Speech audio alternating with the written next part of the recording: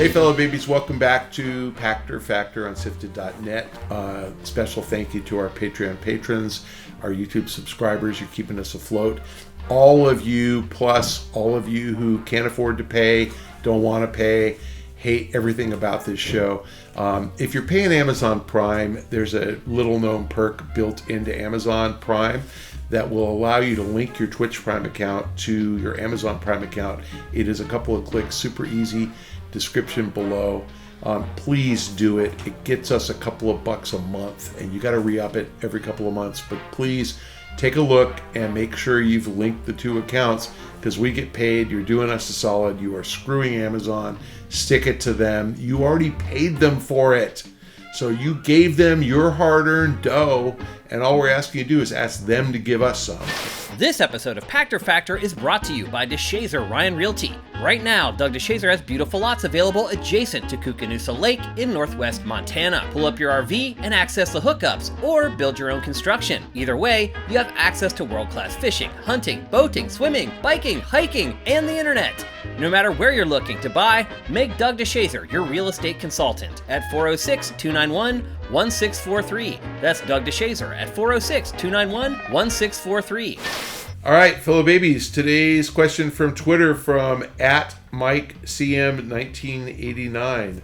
Once gaming consoles and GPUs can display bleeding-edge games at 4K and 120 frames a second, will there be any reason for future console and GPU upgrades? Are we reaching the end of the road with 3D hardware? How will the law of diminishing returns affect the console, gaming, and GPU industry going forward? I get criticized regularly for saying this, but back in 2007, I predicted that each succeeding console cycle would be smaller, and that we were getting there. And I got to tell you, I don't see a heck of a lot of difference. Like, I have an LED TV. Is it brighter than my old TV? Yeah, I think so. I've got TVs in other rooms. They look fine. Side by side, I am absolutely convinced you can tell. But room to room, it's just not that big a deal. And it is, it's better, but it's just really marginally sharper. Like, you could see every whisker in somebody's face, with a 4K LED TV, and you can see the dots, and they look like whiskers on a 1080p TV. It's better. So we've reached the law of diminishing returns, and the driver of new hardware sales is software. And so one of the things we've talked about on this show a bunch is the lack of next-gen exclusive software. That there's been some, but not much. And we still haven't gotten Call of Duty for PS5 only, or Madden, or EA Sports Football Club. So we're pretty far into the cycle as of 2023, 3 years in, and there just have been no big third-party exclusives. First-party, yes, but third-party, no. And back in the old consoles, man, they were off. They dropped those old consoles like a bad habit 2 years in. So why haven't they dropped them? And it's because the games aren't that much better, and they know that fans know that, and the fans are not buying new consoles at the rate that they were buying them last cycle. Notwithstanding all of Sony's BS that they sold more PS5s at this date than they did PS4s. Guess what? They stopped saying that. Have you noticed that? And their 25 million forecast came in at 20 million, and their forecast this year is 18, which guess what? They're not going to make. So and that's with Xbox selling like nothing. So the reason for diminishing returns is we're already there. Like the consoles, yes, they're faster, and yes, they're higher frame rate, but the games just aren't there. And honestly, it's really expensive to make a game that a guy like me looks at and goes, I can't even tell the difference. For Oculus, you can tell the difference, because 60 frames a second is 30 frames per eye, and so it matters, because 30 frames a second is 15 frames per eye. You can tell. But for a flat panel display TV, not that much. So I think we're already there. And I think this is the reason Microsoft decided that Game Pass was their future. They are envisioning a future where they sell almost no Xboxes. They'll sell it. They'll still make it because there's always going to be a guy who has to have it. I think that ultimately streaming isn't going to be the answer. Download and play on your TV is going to be the answer. And the trick is, what do you download the game to, and how does the signal get to your TV? But if you can download it to a PC, and your PC GPU is good enough to render it at 4K on your TV, they get around all the latency multiplayer, and they can put it on Game Pass.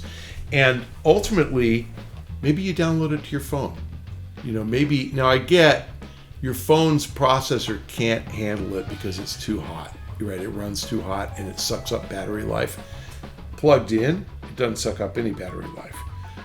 I don't actually think we're going to get there with a phone, but what about the next Nintendo Switch? And instead of a docking station, what if they just had an external hard drive? And all you do is download the game to that and play it on your TV. What if Microsoft said, as part of Game Pass, we're going to send you a controller and a plug-in hard drive for your TV, and it's going to download to the hard drive, and your TV, the hard drive has a GPU and it can handle it. What does that cost? Probably $100. Not a whole console, because you're not going to be doing everything. You're going to let the cloud do the heavy lifting. I don't know the answer. So are we going to get a modified console that ends up allowing you to play on Game Pass? Probably. Are we one iteration away or two? Probably two. So it'll take a while, but there's a solution coming. And the thing I don't know is, is the solution going to be that? Is it going to be, here's your 5 terabyte flash drive that plugs into your TV and has a GPU built in and does everything? I don't know. But I don't really think that that's the answer. I'm just saying there's going to be tech that none of us can even envision that will make consoles obsolete. The biggest driver of getting past the microprocessor speed and the GPU speed and the frame rate is eliminate the requirement that people buy special hardware to play games. And once we eliminated the need to actually drive to the movie theater to see movies, more people saw movies. Once you put them on TV, more people saw them. Not at the same price, but you expanded the market. Once we got rid of dedicated cell towers that were only Verizon or only AT&T, and everybody shares everybody's towers and we don't pay any roaming charges, number of handsets exploded. So I think you've got to democratize the distribution of games. Game Pass is an attempt to do that. Will they succeed? I don't know. Will somebody succeed? Absolutely. So like I said, I think Game Pass gets 200 million subscribers, but to be honest with you, if I'm wrong, somebody gets 200 million subscribers. It might be the guy who replaces Game Pass and forms the consortium of PlayStation, Nintendo, and Microsoft and puts all the content onto a subscription service.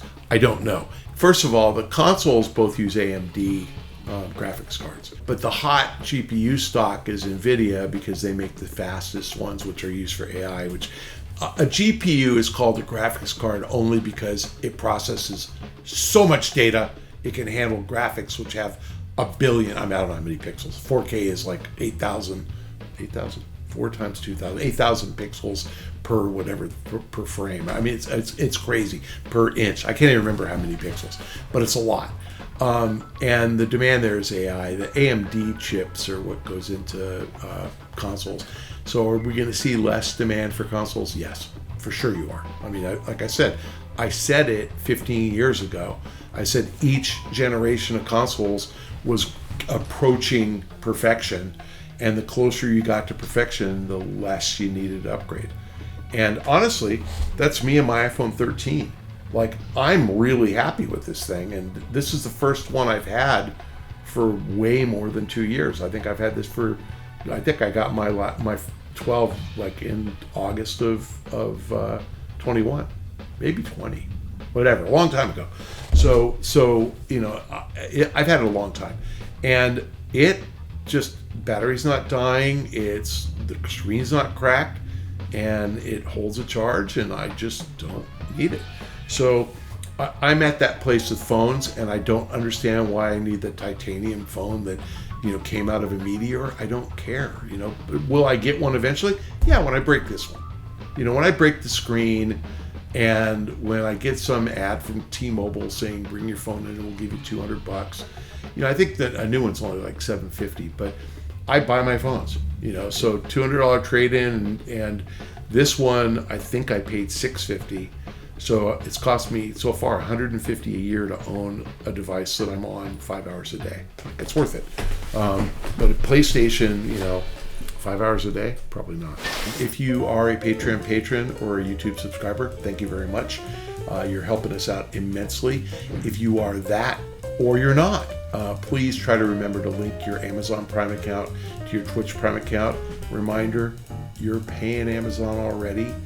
They are keeping your money, and until you link your two accounts, they're not giving us any of it. And it's your money. You already gave it to them. Make them give it to us. So please try to remember to link your Twitch Prime account. If you haven't done it in a couple of months, it's lapsed. You got to do it again. So the price of watching this show is just get up off your butt for 1 second and please link those two accounts, and Shane can get paid. You're sticking it to Amazon. You're helping Shane. Amazon hates Shane. You're going to prove to them they're wrong. You love Shane. So please do it. Thank you very much. I will see you next time.